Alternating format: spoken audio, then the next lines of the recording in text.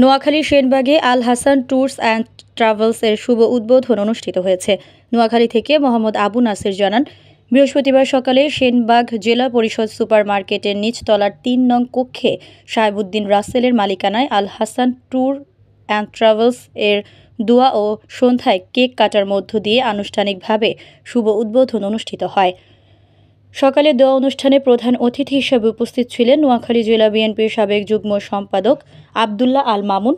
এ সময় আরও উপস্থিত ছিলেন সাবেক সেক্রেটারি শহীদুল্লাহ, বিএনপির নেতা নূর নবী বাচ্চু, উপজেলা ছাত্রদলের সাবেক সভাপতি হুমায়ুন কবির হুমু, উপজেলা যুবদলের সাবেক আহ্বায়ক সুলতান সালাউদ্দিন লিটন, যুগ্ম আহ্বায়ক নূর নবী রাজু, পৌর যুবদলের আহ্বায়ক মোকাররম হোসেন, সদস্য সচিব ইমরান হোসেন স্বপন, স্বেচ্ছাসেবক দল আহ্বায়ক কামরুল হাসান তুহিন, উপজেলা ছাত্রদলের আহ্বায়ক সানাউল্লাহ, বিএনপির ছাত্রদল, যুবদল, স্বেচ্ছাসেবক দল, শ্রমিক দল, সহযোগী সংগঠনের নেতাকর্মী, সেনবাগ বাজারের ব্যবসায়ীবৃন্দ সহ প্রিন্ট ও ইলেকট্রনিক মিডিয়ার সাংবাদিকগণ।